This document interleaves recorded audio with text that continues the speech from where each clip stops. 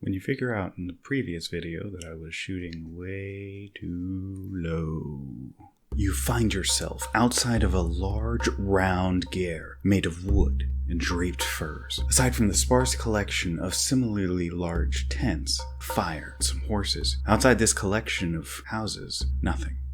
For miles, you've made the decision to leave the tribe and seek your fortune along the plains. There is talk of itinerant traders from the Imperial Trading Post just a few days' ride from where you live. Trained guards hold some of the riches of the Empire, and stolen treasures from other poor tribes trying to scrape by on the steppe. But you aren't the only ones hunting today. Tribes of elves and orcs also roam the plain, eager to gain the gold for themselves. Do you risk the perils of attacking that caravan? Do you venture west, away from the Empire, to see what adventures you can find on the unknown plain? Or do you attempt to unite the tribes so they can finally defend themselves against the dangers that surround them? I love fantasy. I love sword and sorcery. I love the tales of epic battles between good and evil. Much like many of you, I have traversed Faerun and Middle-earth. But then again, the problem is sometimes fantasy feels like it's stuck in Northwestern European tradition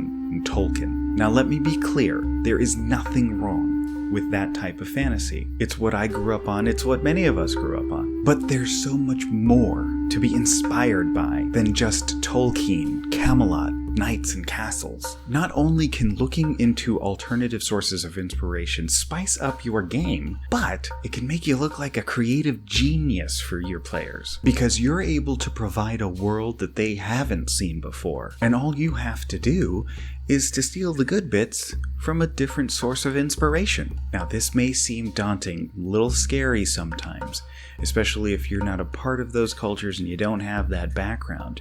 You may feel like you're not knowledgeable enough to really do it justice, and that may be the case. But just as most fantasy only takes sort of a surface level understanding of Northwestern European medieval culture to start off with, you just need that surface level understanding, and from there you dive deeper in as far as your interest takes you. You just need to know where to start and what things you can use specifically for a D&D campaign, and that's the purpose of this series. To be honest with you, this idea was what I had when I started the YouTube channel. I want to be that bridge to assist you with transporting different eras of history and different cultures into your D&D game. Now keep in mind, I am not a historian. I am a history enthusiast. Additionally, for many of the cultures that I will be discussing, I'm not a part of it.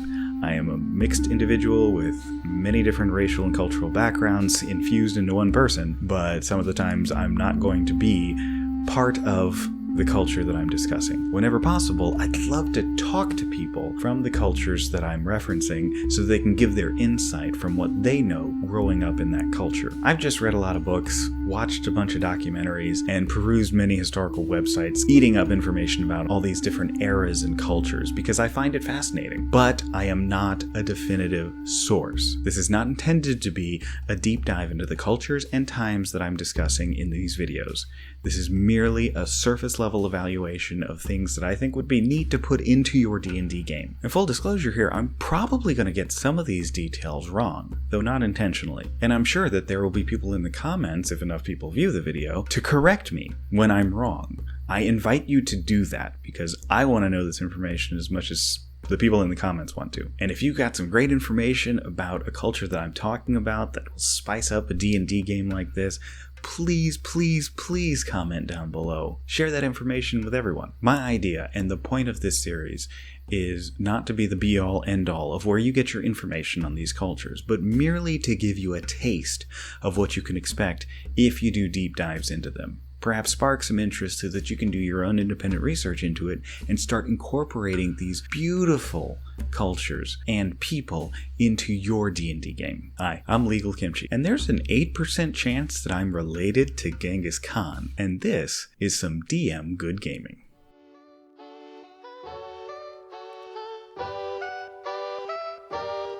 Note on pronunciation. I will pronounce things wrong. I'm sure of this. I'm doing my best as a native English speaker. Imagine, it's the 12th century. The Asian steppe is a harsh and unforgiving land. People live by their wits in this harsh terrain. To the southeast, the Jin dynasty with the Song dynasty south of it. To the north, the frozen Russian tundra. The only thing in abundance here are horses and grasslands. Various tribes war against each other and the Chinese. These people had to become masters of the horse and archery warfare. And it is in this impossible situation that a lowly son was born to a chief murdered by a rival tribe. After his father's death, his tribe abandoned him and his family to starve and die on the plains by themselves. Throughout all this, he persevered, became a chief himself, united all the tribes and shattered the very foundations of China, then established the largest contiguous land empire the world has ever known. This child is now known as Genghis Khan, or rather Chinggis Khan, which I've apparently been pronouncing incorrectly for the last 30 years. His era was rife with war, intrigue, betrayal, adventure, empires rising and falling, and drama. In my opinion, it's the perfect setting for a D&D campaign. Let's talk about what that world would look like. This setting is outside the standard town or city that you may think of. In fact, unlike a normal D&D setting, you don't even need a starting town. You can literally start with a collection of tents called gairs. You could set the inciting incident of this campaign as a lone rider coming in requesting aid, or a rival tribe comes in and wipes out the adventurers tribe, and now they're on their own without a tribe, having to set out in the world. Later, as you flesh it out and the campaign progresses, you can incorporate things like an imperial city off in the distance where they trade with the steppe tribes,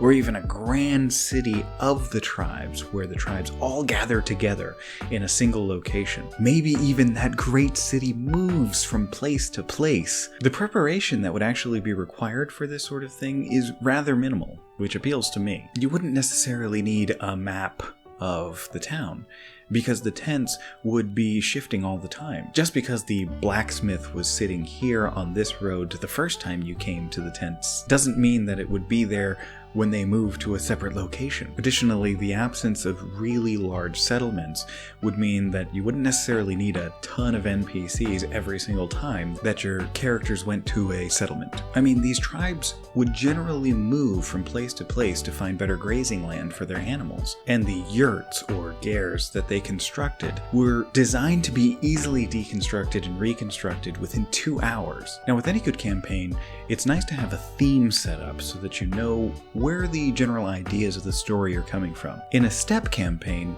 they're pretty easy. You could have civilization and the wilderness, for instance.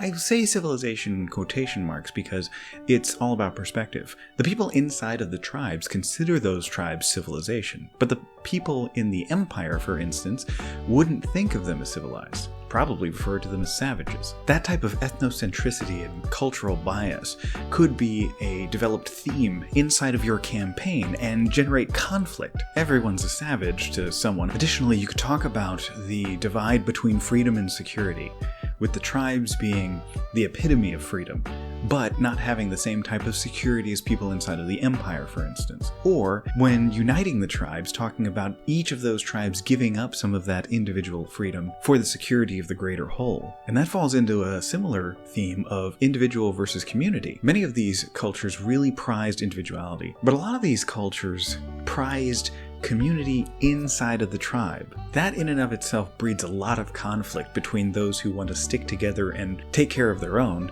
and those who want to go off on their own. That type of wide expanse breeds individuals that want to explore. And like with any campaign, you could set it up for conquest and resistance. Now this can go either way. You could have an approaching army from the empire trying to civilize the tribal lands, or in the sort of Genghis Khan situation, you can have the tribes uniting together and then taking over the empire. Additionally, the conflicts can happen between groups. Just as much as the Mongol tribes were fighting against the Chinese Empire during this time, they were fighting against each other. That constant struggle bred warriors, a tough people. It's easy to see where adventurers would come from this harsh soup.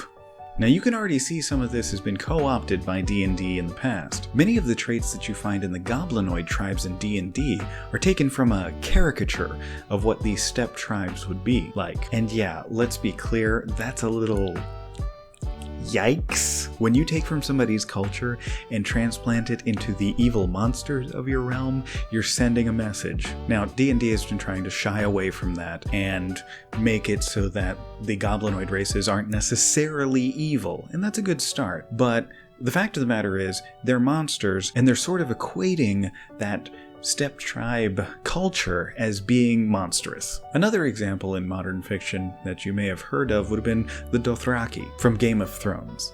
Now, this is very surface level, as it is a horse tribe who is feared by the Westerners because they would be able to destroy them in open battle. Part of that is taken because it actually happened. When the Mongol Empire reached the eastern portions of what we would consider Europe and clashed against Russian and Polish knights, they won resoundingly. In fact, the Mongol invasion of Europe really only stopped because of the death of Genghis Khan. That forced the Mongolian troops to retreat back to their homes so they could elect a new Khan. Now, in Game of Thrones, they took away a lot of the sort of East Asian characteristics that you would see in the Mongols and made them into some sort of wild barbarian mixed with Arab look to them, even with their swords being, I believe, modeled after Egyptian Bronze Age swords. So you can see that some of that was ripped from the pages of history, and it's kind of a mishmash. One thing that I will state is you have a little bit of leeway when dealing with a fictitious fantasy universe.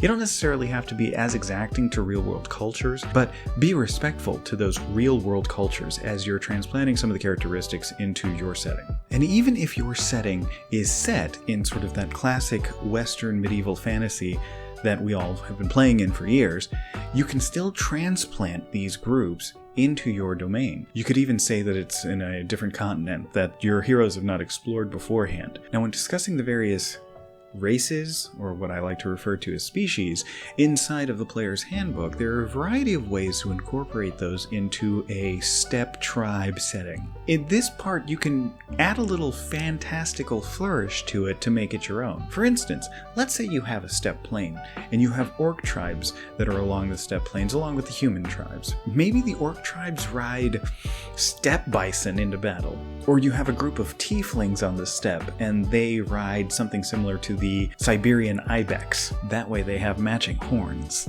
Now, some of the tribes and the races could have a relationship with the adjoining empire, whereas others may have more of a negative relationship and be seen as the savages. Slight editor's note: while your world is a reflection of your views of what are interesting and cool, I actually enjoy the idea of including in sort of cultural and species racism inside of my campaign. I know it's a little bit of a touchy subject, but I find it rather interesting to look at these types of issues inside the lens of my D&D campaign, but feel free to delete that and rip it out of yours. Additionally, you can think of having multiple species incorporated into the same tribe, and this actually has historical precedence in it. The Mongolian Empire employed people of all cultures and religions as members of their society and even leaders amongst their government. The way that the empire was structured was a mix of loyalty and meritocracy, and this led to one of the most diverse cultural empires the world has ever seen. For instance, Kublai Khan, and I probably mispronounced his name, employed an Iranian merchant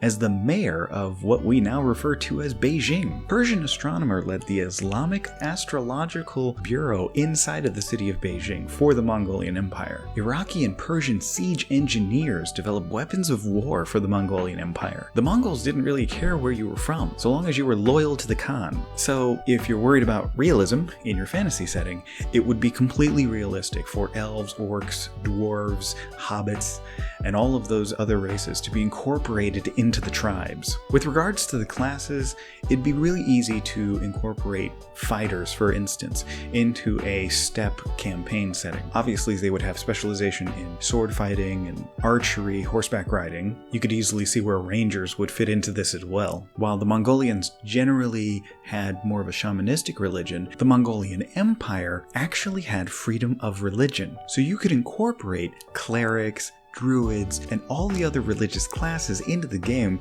without really blinking an eye. Seeing Christian priests, Muslim imams, and Buddhist monks strolling around was pretty commonplace in the Mongolian Empire. Now, the Mongolians themselves tended to worship the Sky Father, Tengri, which I probably pronounced incorrectly. But there was no set doctrine of worship in their religion. So you could even try to incorporate clerics, druids, and paladins inside of that religion as well. So instead of being a paladin of Pelor in shining armor, you would have a paladin to the neutral Skyfather, and his holy avenger is a bow. Now, warlocks and sorcerers might be pretty easy to incorporate as well, though the idea of the classic D&D wizard may be a little bit more difficult to incorporate. You can still do it, I mean, be creative with it. Maybe in your setting, the steppe tribes have formalized education for wizards of that nature. Or perhaps it's stolen from a different empire that they've incorporated into their own structure. Either way works. Now, what kind of adventures can you set up in this setting? Well, that's the nice part. Like I said, the steppe is full of opportunities for adventure. You can even use the real-world life of someone like Genghis Khan as an example. Let's say your players start off captured, prisoners of a rival tribe. The rival tribal leader is taking them to an imperial trading post to be sold off into slavery. So first things first, they must escape their captors before they reach the outpost. So the clock is ticking. Once that is completed, they take the equipment from their captors. That's their starting equipment. And they venture off into the steppe, gathering supplies, making alliances with various tribes, maybe wiping out the tribal leaders that tried to sell them into slavery, then bringing all of the tribes together to free them from the oppressive yoke of the empire. As you can see, the possibilities are endless. And if you have an idea for an adventure that you could fit inside of this, please comment down below. Share it with the group so everybody can take a look at it and get inspired from your idea. Thanks for watching, folks. Remember to subscribe, like the video if you enjoyed it, and hit the bell icon so you can be notified when we come out with further videos. Now, if you have any ideas for future adventures, topics you'd like me to talk about, or just comments on this one so you can correct my blaring historical inaccuracies, be sure to do so down below, and I may respond in a future video. Also, tell me if you like this format and you'd like me to go into other cultures and periods of history to explore how you can utilize them in your D&D campaign. And remember, folks, roll dice, role play, and roll with it.